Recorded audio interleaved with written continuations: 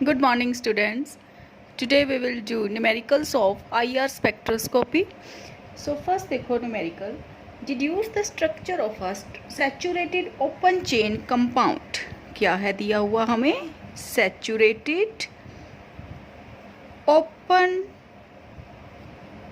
chain compound having formula C3H8O, which has an IR absorption band at 2950 centimeter inverse but none near.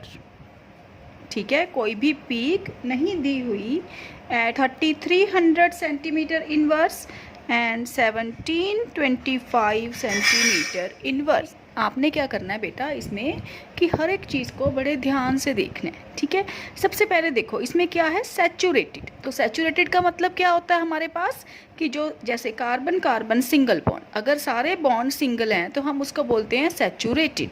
ठीक है, और अगर हमारे पास double bond है और ट्रिपल बॉन्ड है तब हम उसको क्या बोलेंगे, अनसैचुरेटेड. तो यहाँ पर क्या दिया हुआ है, सैचुरेटेड. ठीक है, उसके बाद ओपन चेन मतलब साइक्लिक नहीं है. क्लियर.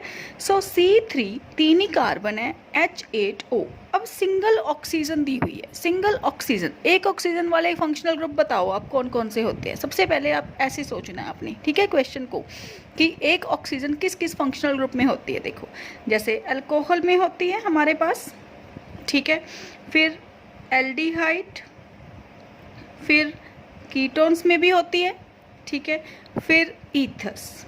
ठीक है, so there are 4 functional group जिनमें एक ऑक्सीजन होती है. अगर हम एसिड्स की बात करें या एस्टर्स की बात करें तो उनमें 2 ऑक्सीजन्स होती है. ठीक है, सो अल्कोहल, एल्डिहाइड, कीटोन, ईथर्स. तो इनमें से हमने ये देखना है कि अब हमारे पास C3H8O में कौन सा फंक्शनल ग्रुप आएगा.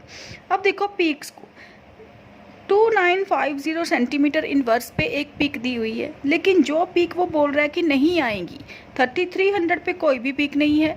उसके बाद 1725 पर कोई भी पीक नहीं है. इसका मतलब क्या हुआ बेटा कि 1725, जैसे मैंने आपको जो वैल्यूज़ लिखवाई थी उसमें मैंने बताया था ना आपको कि अगर 1700 के अराउंड कोई पीक हमारे पास आ रही है तो कौन सा ग्रुप होता है हमारे पास बेटा, कार्बोनाइल ग्रुप. तो कार्बोनाइल ग्रुप क्या है, कार्बोनाइल ग्रुप मतलब जिसमें एल्डिहाइड भी होते हैं और कीटोन्स भी, क्योंकि कीटोन और एल्डिहाइड में कौन सा ग्रुप होता है हमारे पास, कार्बोनाइल ग्रुप. ठीक है, अब इसका मतलब अगर 1725 पे कोई भी पीक नहीं है तो दैट मीन्स एल्डिहाइड भी नहीं हो सकता, कीटोन भी नहीं हो सकता. ठीक है, अब आया 3300. तो 3300 के अराउंड कौन सी पीक होती है, मैंने आपको 2 फंक्शनल ग्रुप करवाए थे, एक OH एक NH. अब इसमें NH तो हो नहीं सकता क्योंकि N है ही नहीं हमारे पास. ठीक है, तो OH, तो ऑक्सीजन क्या होगी 3300. सो इसका मतलब अल्कोहल भी एब्सेंट. तो बेटा कौन सा फंक्शनल ग्रुप लेफ्ट रह गया हमारे पास, ईथर. ठीक है, तो C3H8O, तो सिंपल 3 कार्बन वाली ईथर बना दो. ठीक है, सो ईथर कौन सी होती है 3 कार्बन्स वाली, CH3O CH2 CH3. ठीक है, तो देखो क्या बन गया, ये है मीथाइल इथाइल. अगर आप कई स्टूडेंट ऐसे भी लिख सकते हैं CH3 CH2O CH3. ठीक है, तो बेटा जब तक IUPAC नेम में कोई डिफरेंस नहीं ना आता तो आप स्ट्रक्चर को जैसे मर्जी लिख सकते हो. जैसे इन दोनों में कोई डिफरेंस नहीं है. क्लियर, ये दोनों सेम है. ठीक है, सो मिथाइल इथाइल ईथर और we can say ethyl methyl ether, जैसे मर्जी लिख दो आप, ये दोनों सेम है.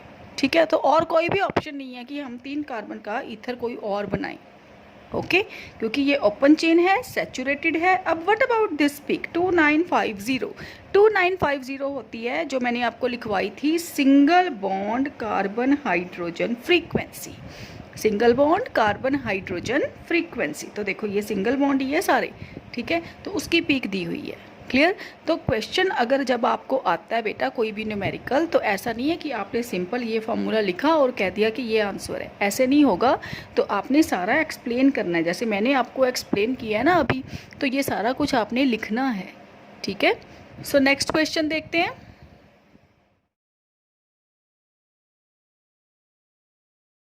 क्वेश्चन में हमारे पास क्या दिया हुआ है, सारे बैंड्स आपको दिए हुए हैं और गिवन क्या है आपके पास, एक लाइन में लिखा हुआ है कि हाइड्रोकार्बन, दूसरा है फार्मूला C8H10।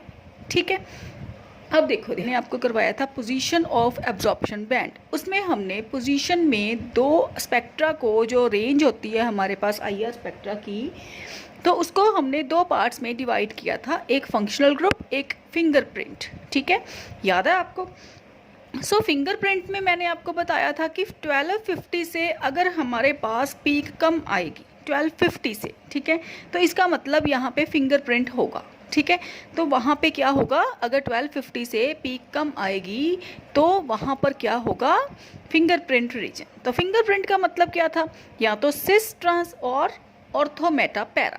ठीक है, तो अब देखो यहाँ पर सबसे पहले फार्मूले में दिया हुआ C8, अगर बेटा आपके पास मोर देन 6 कार्बन एटम्स है तो आप ये सोच के चलो कि बेंजीन रिंग होगी सबसे पहला। ठीक है, कि बेंजीन रिंग को एज्यूम करो, क्लियर, कि बेंजीन रिंग फार्मूला में ज़रूर आएगी अगर मोर देन 6 कार्बन एटम्स हैं।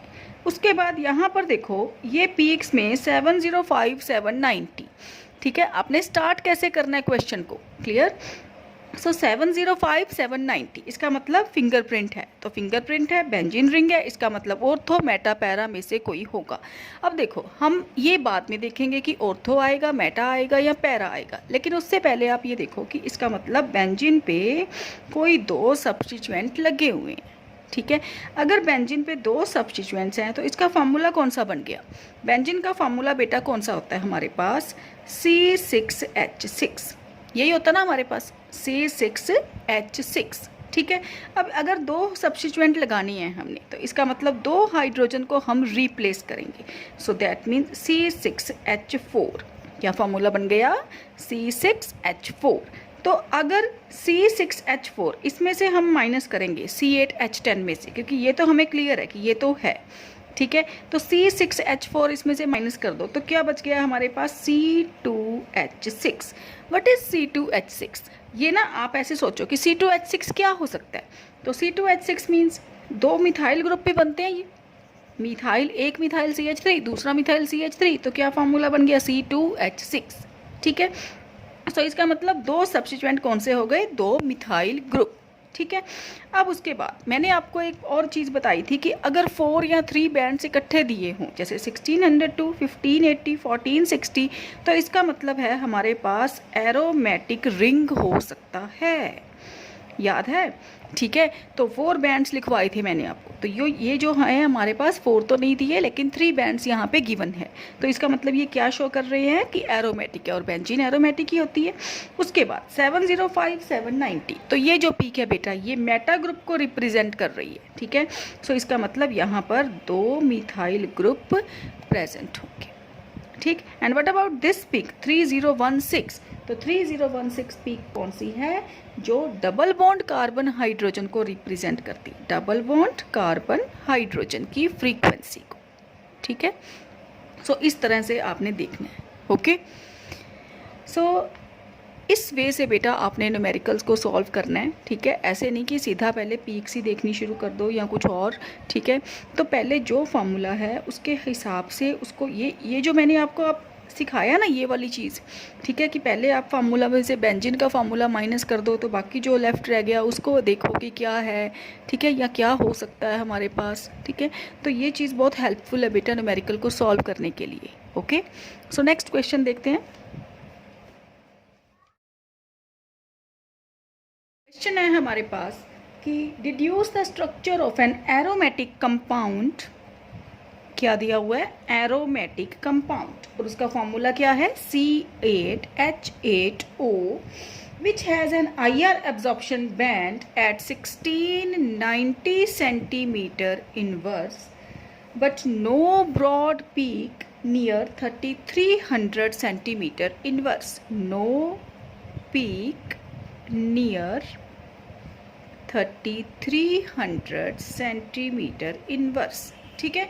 अब आपको याद है कि कुछ स्टूडेंट्स को समझ नहीं आया था कि नेगेटिव एविडेंस क्या होता है। जैसे नेगेटिव एविडेंस के देखो मैंने आपको 2 क्वेश्चन करवा दिए। सबसे पहले जो फर्स्ट क्वेश्चन किया हमने उसमें भी यही था ना कि 3300 के अराउंड पीक नहीं है, 1750 के अराउंड पीक नहीं है, तो उसको हम बोलते हैं नेगेटिव एविडेंस। ठीक है, तो वो पहले मेंशन करते हैं कि यहाँ पे पीक नहीं है। क्लियर। सो अब देखो यहाँ पे भी सेम चीज़ है कि नो पीक नियर 3300, तो ये हमने पहले भी कर लिया कि 3300 के पीक नहीं है, तो इसका मतलब क्या होगा, OH ग्रुप एब्सेंट, यही किया था ना। तो अब देखो पहले मैंने आपको क्या लिखवाया, वैसे तो यहाँ पे क्लियर ही है कि एरोमेटिक, इसका मतलब बेंजीन रिंग है। ठीक है, फिर यहाँ पे सिर्फ एक ही पीक दी हुई है 1690, इसका मतलब फिंगरप्रिंट वाली कोई पीक नहीं दी। दैट मीन्स सिर्फ एक ही सब्स्टिट्यूएंट लगेगा। ठीक है, एक सब्स्टिट्यूएंट लगेगा, तो इसका मतलब इसका फार्मूला कौन सा हो गया, C6H5, क्योंकि बेंजीन का फार्मूला क्या होता है बेटा, C6H6। ठीक है, और अगर एक पीक आएगी तो फार्मूला कौन सा बन जाएगा हमारे पास, C6H5। ओके, सो उसके बाद इसमें से C6H5 को माइनस करो तो क्या बच गया, C2H3O। क्या हुआ, C2H3O। अब देखो क्या बना है ये C2H3, अगर एक मिथाइल हो क्योंकि C2 है तो बाकी क्या रह गया, CO। ठीक है, सो ऐसे आपने बना के देखना है कि क्या पॉसिबिलिटी है आपके पास। ओके, सो क्या लेफ्ट है मेरे पास, COCH3।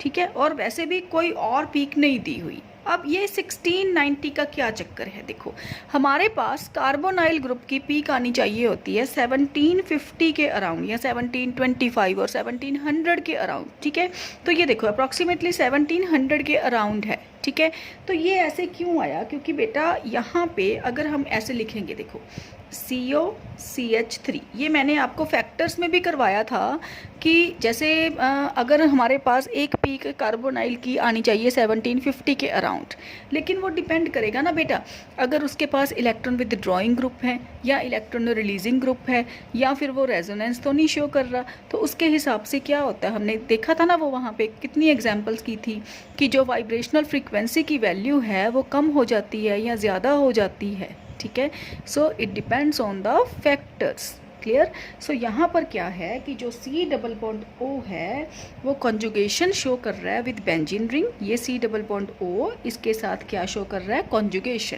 ठीक है, सो उसकी वजह से ये जो पीक है ये हमारे पास क्या आई, कम।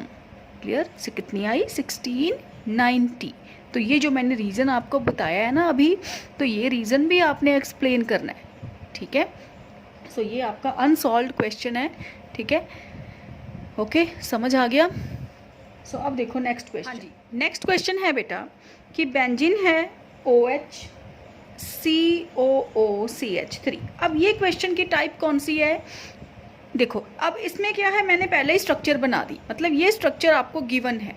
ठीक है, कि स्ट्रक्चर दी हुई है और करना क्या है, पीक्स बतानी है, किसकी पीक कौन से फंक्शनल ग्रुप के साथ जस्ट मैचिंग करनी है।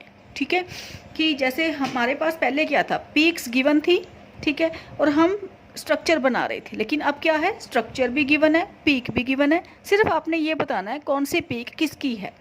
ठीक है, सो देखो OHCOOCH3 that is methyl salicylate. Okay, so इसमें क्या है, आपके पास पीक्स दी हुई हैं, एक है 3300, दूसरी है 1700, फिर 3050, 1540, 1590, 2900 सेंटीमीटर इनवर्स।